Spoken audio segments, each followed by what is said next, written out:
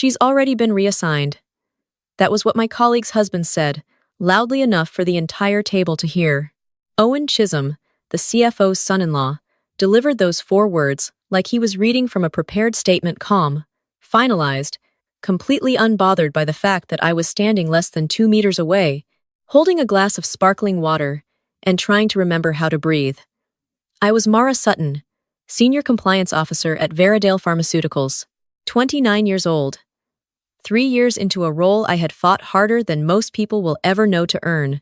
And in the space of 4 words, spoken at a gala dinner in front of the company's most important regulatory partner, I had apparently ceased to exist in any meaningful way. The room was the Langham in Auckland, floor-to-ceiling windows overlooking the Waitemata Harbor, white tablecloths pressed smooth as paper, the kind of event where you wore heels that hurt and smiled until your face ached. The guest of honor was Dr. Patricia Hemme, the newly appointed Director of Clinical Oversight at Medsafe, New Zealand's medicines regulator. This dinner had been planned for 6 weeks. It was meant to mark the beginning of a new submission cycle, a show of good faith between Veradale and the people responsible for keeping the public safe. Owen had been talking to Patricia directly when he said it. She had apparently asked where I was in the process, something about the compliance sign-off timeline for the Phase 3 trial submission, and he had answered her with those words, the way you might describe a filing cabinet that had been moved to another floor. I did not react. I have always been better at holding myself still than people expect from someone my age. I kept my expression neutral, nodded at something the woman beside me said, and watched Owen turn back toward Patricia as though the matter was entirely settled. But Patricia Hemme did not turn away. Her eyes found mine across the table, and she held my gaze for 3 full seconds. Then she looked back at Owen and asked him something I could not hear over the noise of the room. I made it through the entree. I made it through the main course. I smiled at the right moments and excused myself when the speeches began, standing near the edge of the room by the windows, where the lights from the harbor blurred slightly if you let your eyes go soft. My phone buzzed in my clutch. A message from my colleague Danielle, who worked in data integrity. They pushed it through without you. I only found out an hour ago. I'm so sorry, Mara. My stomach dropped. I already knew what she meant. The submission package for Trial 7 had gone forward, the one I had refused to sign. The speeches wound down. Guests began drifting toward the exits, or clustering near the bar. I was calculating whether I could leave without it looking like a retreat when I sensed someone beside me. Dr. Patricia Hemme was a woman in her early 50s with close-cropped gray hair and the kind of stillness that comes from decades of not being easily impressed. She stood next to me, looking out at the same harbor, and said nothing for a moment, as though she was giving me the chance to speak first. That was an uncomfortable moment earlier, she said finally. For what it's worth, it was uncomfortable to witness. I did not know how to respond to that, so I said something honest. I'm not sure what was said to you, but whatever it was, I didn't know about any reassignment until I heard it at this table tonight. She turned to look at me properly then. I know, she said. That's exactly why I wanted to speak with you. She tilted her head slightly toward the corridor beyond the main room. Do you have a few minutes? We found a small lounge area away from the main function, 2 chairs angled toward a low table with a single lamp throwing warm light across the carpet. Patricia sat with the ease of someone who had conducted many difficult conversations in rooms like this one. I sat across from her and tried to look steadier than I felt. Tell me what happened with the Trial 7 submission, she said. Not a question, exactly. More like an opening. I took a breath. How much do you already know? Enough to be asking you directly, rather than going through official channels first, she said. Which should tell you something. It told me quite a lot, actually. I set my clutch on the table and started from the beginning. I had joined Veradale 3 years earlier, fresh from a postgraduate qualification in health regulation at the University of Auckland, 26 years old, and certain I had found exactly the right place. The company made genuine contributions to the pharmaceutical landscape in New Zealand and across the Pacific. Their cardiovascular work was respected. Their clinical teams were skilled. For the first 18 months, I believed in what we were doing. Then the CFO's son-in-law arrived. Owen Chisholm had come from a financial consultancy background, He had married into the Veradale family, specifically into the CFO's household, about 4 years before I joined, but he had only moved into an operational role 8 months ago. His title was Director of Strategic Submissions, a position that had not existed before he took it. Within his first month, he had inserted himself into the approval pipeline for every major regulatory package the company submitted. He told us the board wanted submissions to move faster, I explained to Patricia. He said the previous process was too cautious. His word was cautious, like that was a flaw. Patricia's expression did not shift, but she was listening in a way that felt different from polite attention. He called me into his office in early March, I continued. He had my name on a printout of the Trial 7 interim data. He slid it across the desk and pointed to 3 flagged indicators in the adverse event summary. He said they needed to come out of the final submission package. What were they? Patricia asked. I had memorized every detail of that conversation because I had known, even while it was happening, that I might need to recall it precisely one day. Elevated liver enzyme responses in 2 patient cohorts, a clustering pattern in the 65-plus age group that our biostatistician had already noted in her internal report, and a delayed adverse event flag from one trial site in Christchurch reported outside the standard window. Patricia was very still. Owen said they were statistical noise, I said. He said our medical director had reviewed them and agreed they didn't meet the threshold for mandatory inclusion. When I asked to see the medical director's sign-off, Owen told me it was being finalized, and I'd have it before submission. I never received it. Did you follow that up in writing? 3 times, I said. My emails went unanswered. When I raised it in a team meeting, Owen told me in front of 4 colleagues that I was letting my risk aversion undermine the company's timeline commitments. Patricia folded her hands. And the submission went forward without your signature. Yes, last Tuesday. I found out from a data integrity colleague tonight who only discovered it herself an hour before she messaged me. The silence that followed was not empty.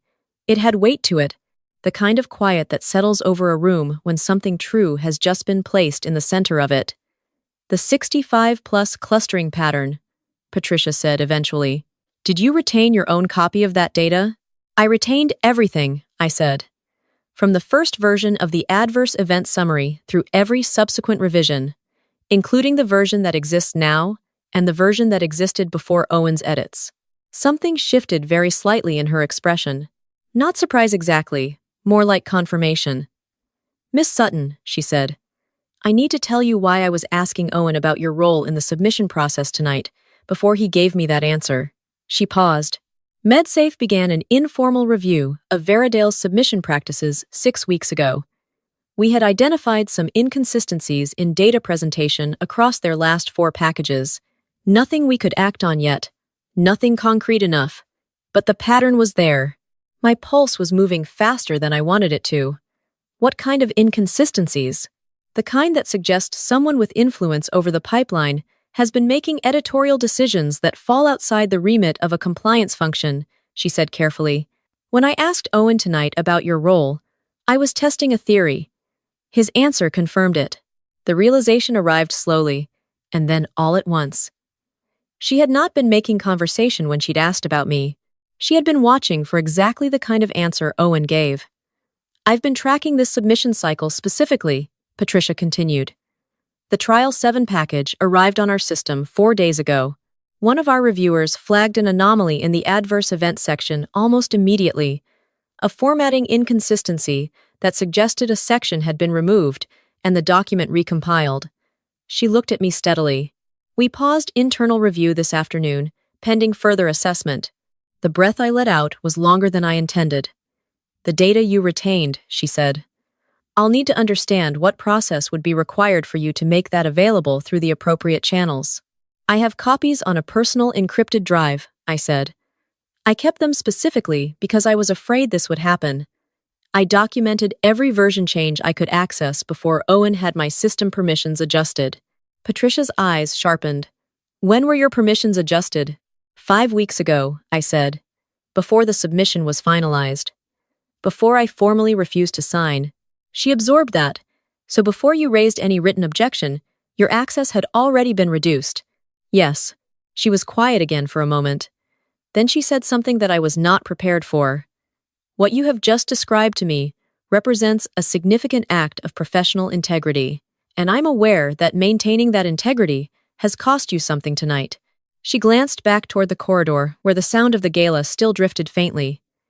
I want you to know that what happened at that table was not invisible to me, and it will not be without consequence. I did not cry. I came close, but I didn't, because I had spent 3 weeks preparing myself for outcomes much worse than this one, and I was not going to fall apart now that something had shifted in my favor. I pressed my feet flat on the carpet and kept my voice even. There are people at Veradale who followed instructions they were in no position to question, I said.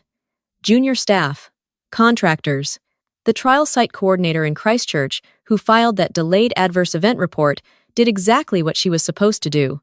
Whatever happens next, I don't want those people caught in the fallout. Patricia studied me for a long moment. That is either very generous or very wise. I'd like to think it's both, I said. But mostly it's just the right thing. She nodded slowly. We will do everything we can to be targeted and proportionate. The goal is accountability for decisions, not punishment for compliance. She paused. But I will need your cooperation through what is likely to be a complicated few weeks. You have it, I said, without hesitation. We exchanged contact details before returning to the main room separately. I found my jacket, said brief goodbyes to the 2 people I actually wanted to speak to, and walked out into the Auckland night, with the harbor breeze cold against my face. I did not look back to find Owen. I did not need to. The messages started before I reached my car. A notification from the company intranet, a brief internal announcement that compliance responsibilities for the current submission cycle had been reallocated to a newly formed internal review panel, effective immediately. It mentioned a transition in departmental structure.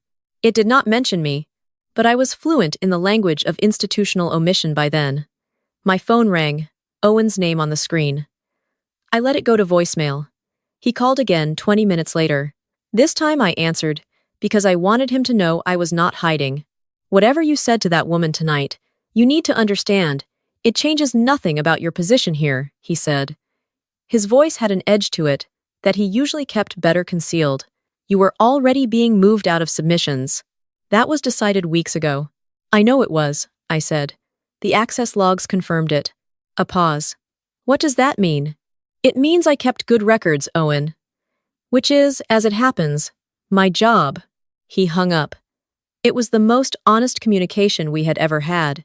I spent that weekend going through every folder on my encrypted drive and organizing the documentation in a way that would be legible to a regulatory investigator, version histories, email timestamps, the 3 unanswered written requests for the medical director's sign-off, a screenshot of my amended system permissions, with the date clearly visible, the internal communication, forwarded to me by Danielle, in which Owen described the adverse event clustering as a, and I am quoting from memory, presentation liability rather than a clinical concern. By Sunday afternoon, I had a folder that told a very complete story. I sent a summary to the secure email address Patricia had given me. She acknowledged it within the hour. Monday morning arrived with a company-wide email informing staff that Veradale had voluntarily initiated an independent audit of its Trial 7 submission in partnership with Medsafe. The language was careful, cooperative on the surface, but the people who understood what an independent audit actually meant were not fooled. By mid-morning, the corridors were quieter than usual. People who had previously passed my desk without acknowledgement suddenly found reasons to stop by with questions they framed very carefully. Danielle came and sat with me at lunch. She had been the one to forward me that email about Owen's comment on the adverse event data, taking a risk she did not have to take, and I told her I had made sure her cooperation was framed in the most protected terms possible in everything I submitted to Patricia. She looked at the table for a moment, and then said she had been waiting 18 months for someone to do something. I told her I was sorry it had taken this long. The audit findings arrived in stages over the following 3 weeks, the way these things always do, incrementally, and then suddenly. The independent reviewers confirmed that the Trial 7 submission package, as filed, contained a materially incomplete adverse event summary. They identified the original data, matched it against my retained copies, and established a timeline of alterations that mapped directly onto Owen's involvement in the pipeline. They also found 2 earlier submissions, Trial 5 and Trial 6, with smaller but similar patterns of omission. A patient advocacy group, once the findings became public through a limited regulatory disclosure, identified 4 individuals from the 65-plus cohort who had experienced the liver enzyme response flagged in the original data. None of them had been seriously harmed. The trial had been paused before the drug reached that stage, but they had not been informed of the flag, and they deserved to be. That detail, more than anything else, is what made the board act as quickly as it did. The CFO issued a statement of personal accountability that surprised most people who knew him, though I suspected his lawyers had a great deal to do with the wording. Owen was suspended within 48 hours of the audit findings being shared with the board. Within 2 weeks he was terminated, and a referral had been made to the relevant professional and regulatory bodies. There was talk of criminal investigation, and I was told the process was ongoing. His title, Director of Strategic Submissions, was quietly dissolved. The CFO himself faced a board review. He had not orchestrated the falsification directly, but the independent panel found that the governance structure he had overseen had created the conditions for it. He resigned in the 4th week. The board announcement described it as a mutual decision, reflecting a need for renewed leadership. Everyone who read it understood what it actually meant. I received a formal written apology from Veridale's acting board chair. It was 3 paragraphs long, precise, and unadorned. It acknowledged that my professional judgment had been correct, that my concerns had been raised through appropriate channels and dismissed without adequate cause, and that the company recognized the personal and professional impact of what had been done to me. It was not a dramatic document, but I read it twice and then set it down carefully because it was something I had not been certain I would ever see. Patricia Hemme contacted me 3 days after the audit findings became public. She asked whether I would be willing to participate in a Medsafe working group being convened to review the submission integrity framework for clinical trials. The group was being assembled in response to what had happened with Veridale, but the intention was to address sector-wide practices. She wanted someone from the compliance side of the industry who understood both the regulatory requirements and the internal pressures that led people to bend them. I said yes. I said it before she had finished asking. The working group met for the first time in Wellington, 6 weeks after the gala dinner, where I had stood by the harbor windows and been erased from my own professional timeline in 4 words. There were 12 of us around the table, people from different parts of the health and regulatory ecosystem, some of whom I had read about in professional journals without expecting to meet. I was the youngest person there by a significant margin. When Patricia introduced me, she described me as someone who had maintained their professional obligations under considerable pressure. The woman across the table from me, a senior pharmacovigilance specialist, nodded as though that were an unusual thing to find, which I supposed it was. The work was not glamorous. It was dense and technical, and required the kind of sustained concentration that leaves you slightly hollow by 5 o'clock. We were redesigning the integrity checkpoints in the submission pipeline, building in independent verification requirements that would make it structurally harder for a single person in an operational role to alter clinical data without detection. We were also drafting protections for compliance staff, specific, enforceable, with teeth, so that the next person in my position would have somewhere to go before the situation reached a gala dinner. I thought about that often during those meetings. The next person, the compliance officer somewhere in a pharmaceutical company, or a medical device firm, or a dietary supplement manufacturer, young and careful, and trying to do the right thing inside a system that had been quietly tilted against them. I was doing this work for whoever that person was. I was doing it so they would have a framework that held. One evening during the Wellington sessions, Patricia and I stayed late in the conference room after the others had gone. She poured 2 glasses of water and asked me how I was actually doing, the kind of question that means something different from the version people ask in corridors. Some days are better than others, I said honestly. I spent about 3 years building a professional identity inside Veridale. There are still moments where I catch myself thinking about something I wanted to contribute to a project that I'm no longer part of. I turned the glass in my hands. And then I think about those 4 patients who weren't told about the enzyme flag, and I stop feeling sorry for myself. Patricia was quiet for a moment. You know, she said, one of the most common things I see in this industry is very capable people being slowly convinced that their standards are the problem, that they're too rigid, too cautious, too difficult. It's a particular kind of erosion. It happens gradually enough that some people don't notice until they've already signed something they shouldn't have. I noticed, I said. You did, she agreed. And that is rarer than it should be. I flew back to Auckland on a Thursday evening in late autumn, the lights of the city appearing through the cloud as the plane descended. I had a new role waiting for me, a consultancy contract with a healthcare governance firm that Patricia had introduced me to, working with pharmaceutical companies on compliance architecture. It was not the steady career ladder I had imagined at 26. It was something less predictable, and I was beginning to understand, more mine. The gala felt very distant by then, though only a few months had passed. I still had the Langham's printed table placement card, somewhere in a bag at home, not out of bitterness, but because it marked the precise moment when everything that had been building under the surface finally broke through into the open. Some things need to collapse before they can be rebuilt with better foundations. Owen had sent me one final message, weeks after his termination, through a mutual acquaintance rather than directly. It was not an apology. It was closer to a warning, an implication that I had made enemies I did not fully understand. I read it and deleted it, and made a cup of tea, because it had no more power over me than he did. What I kept thinking about, in the months that followed, was something the trial site coordinator in Christchurch had said when I finally spoke to her directly. She had filed that delayed adverse event report, knowing it would slow things down. She had expected pushback. She had received it. But she had filed it anyway, because, as she put it, her name was on it, and she was not in the habit of putting her name on things that weren't true.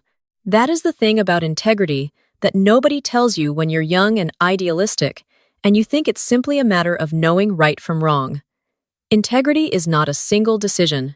It is a series of small, unglamorous ones, made in ordinary moments, often without witnesses, often at cost. It is filing the report when filing it is inconvenient. It is refusing to sign when refusing to sign puts your mortgage at risk. It is sending the email for the 3rd time even when you know it won't be answered. Nobody gives you a prize for any of those individual moments. The value is cumulative, and there will be people in positions of power who will call your cumulative integrity a liability, a personality flaw, an inability to be a team player. They will say it with great confidence, in nice restaurants, in front of important people, and they will be wrong, in ways that eventually become visible to everyone in the room. The working group published its draft framework 8 months after the gala. It was a serious document. It had teeth. It required independent adverse event verification for all Phase 2 and Phase 3 submissions. It created a protected escalation pathway for compliance staff that bypassed internal management where a conflict of interest existed. It mandated documented sign-off at every stage of the submission pipeline, with audit trails that could not be altered without triggering a system flag. Veridale, under its new leadership, was among the first companies to publicly commit to early adoption. I read that announcement on a Tuesday morning at my kitchen table in Auckland and felt something settle quietly in my chest. Not triumph, something quieter than that. The particular satisfaction of work that will outlast the circumstances that made it necessary. If you are somewhere right now in a workplace that is asking you to be smaller than you are, to soften the corners of what you know to be true, to put your name on something that makes you uneasy because the alternative is too costly, I want you to understand something.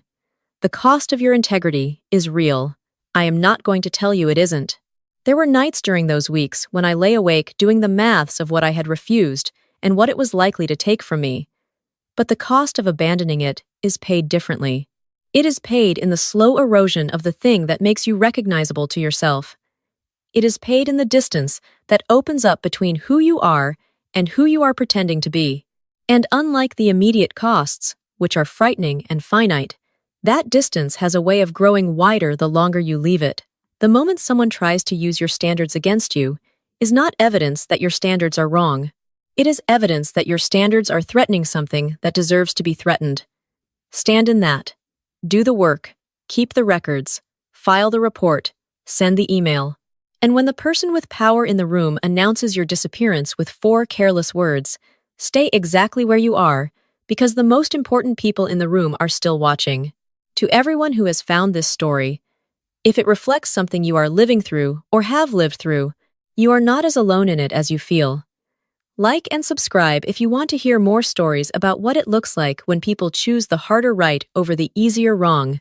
There is much more to tell.